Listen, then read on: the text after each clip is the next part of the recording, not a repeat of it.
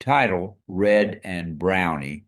One fine spring morning, sunlight spilled across the rolling countryside, and a traveler made his way down a dusty dirt road. The air was sweet with a scent of fresh earth and clover, and birds were singing from the fence posts. As he rounded a bend, he heard a farmer's voice calling out across the field. Gee, Red! Haw, Brownie! Pull steady now, boys. Curious, the traveler stopped and leaned against the fence rail. Out in the middle of the field, a man was plowing deep furrows in the soft ground. The plow handles bobbed and creaked as he guided a blade through the soil, but something didn't look right. There was only one mule hitched to the plow.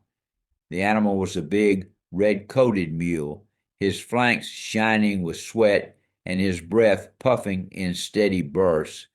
He strained against the harness with a patient, rhythmic pull, responding faithfully to every word from the farmer. Yet every time the man spoke, he called out to two mules, Red and Brownie. The traveler scratched his head. After watching a while longer, his curiosity got the better of him. He climbed through the fence and walked up to the edge of the field.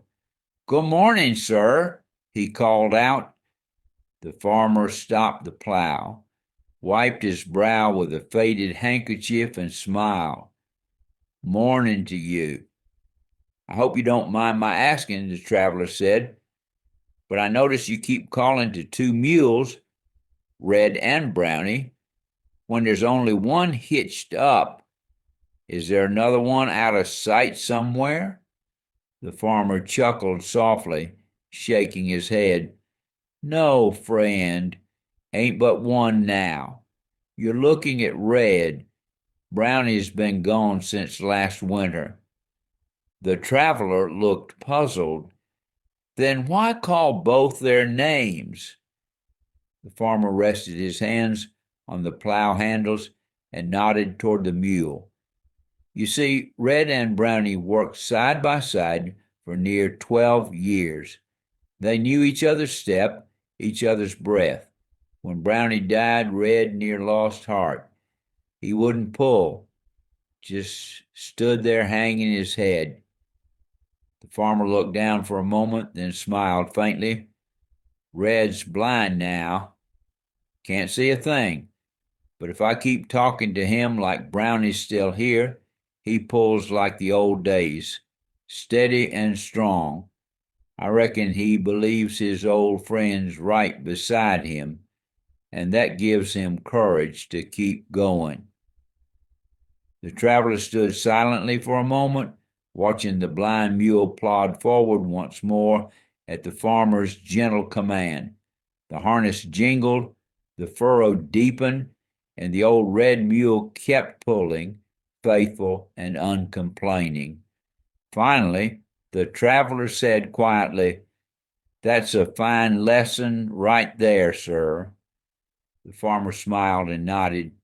"Yes, it is. Sometimes what keeps us moving through the hard roads of life ain't what we see, but what we believe. Red believes Brownie's still with him, and that gives him strength. And I reckon most of us are the same way. We all need to believe we're not pulling alone." As the traveler walked away down the dusty road, the farmer's voice drifted after him through the warm morning air. "Gee, Red, haw, Brownie. Steady now, boys." The sound of the plow creaked like a hymn to faith and friendship, an old truth sung in the language of the land. Moral: when faith and love walk beside us, we never pull the plow of life alone. Even unseen companions, whether they be memories, friendships, or God Himself, can give strength that eyes cannot see, but the heart never forgets